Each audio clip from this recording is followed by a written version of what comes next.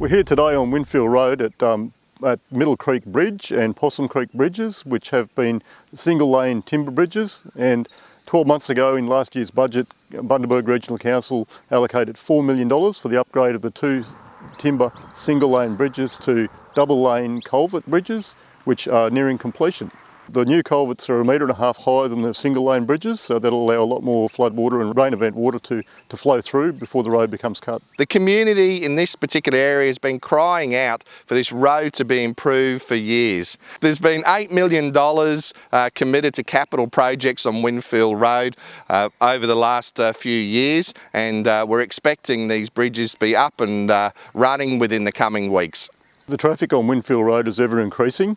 Winfield is a residential village on Baffle Creek. It's used by the residents of Winfield and Rocky Point, as well as a lot of tourists go to Old Winfield fishing and stay at Rocky Point campgrounds. So this upgrades will make it a lot safer and a lot more accessible. A big thank you to everybody involved, and particularly the patience of the community while these projects have been going ahead over the last couple of months. Our priority in the last 24 hours has been making the area safe, and unfortunately we had to demolish part of the building to make the area safe.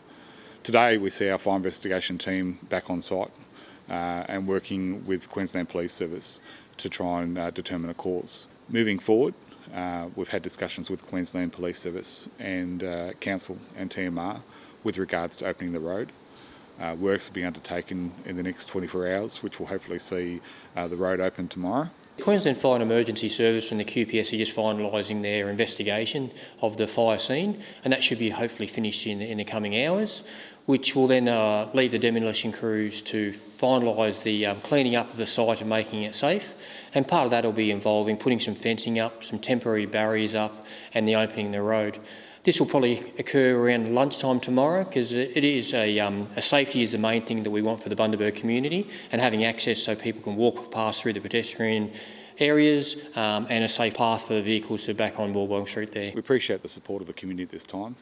Any fire involving property and accommodation where everyone is accounted for and no lives are lost or no injuries occur is a successful outcome. Yeah, the focus now is to make that area safe and get the road open for the Bundaberg community. They've been very patient, and we thank them for that. And so hopefully by lunchtime tomorrow all that work should be done so it's safe and the road will be open for the users again. Well, it's exciting today. It's our first day back after 4 months for our supported employees. We do quite a variety of work here. So at the moment we're packing soft drink for Bundaberg brewed drinks. We also pack sugar for Bundaberg Sugar. Well, they went off early April, so you know, this is more than work. It's their social interaction with their friends. You know, it's their purpose. You know, it's their routine. So it's impacted all that, so we're really happy to have them back. Very good. Enough of my work and helping people, just enough. I just said to Mum, I can't wait to back to work because I miss the people, I miss friends, and yeah, back to work again. Absolutely. Well, you know, like as I said, they're their friends here. You know, they're their main group of friends there, so they love the money, they love to earn $1. And that, but it's more than that. You know, it's about coming back and seeing their friends there, and probably tonight they'll be going to their 10-pin bowls, which a lot of them do. So you know, it's that social interaction is really important for them.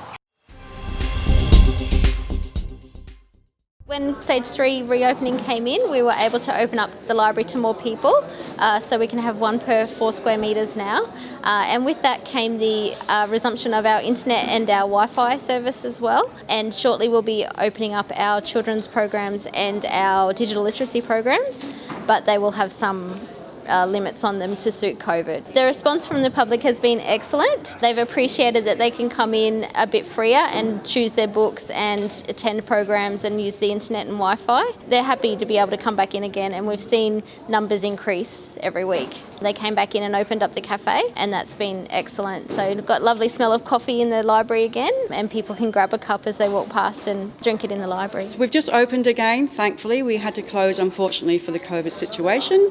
But now we're back open Monday to Saturday from 9:30 till 12 o'clock, run by our volunteers. We've got a great variety of volunteers here, every day somebody different, who've done a marvellous job and have been here for the whole 8 years, basically, that we've been running this program. We raise money. This is one of our fundraising projects. So that from the profits from here, the money goes back into the hospital so that we can buy non-government supplied equipment. Also, the foundation has a low-cost accommodation called the Rotary Lodge, and that's how we support the hospital.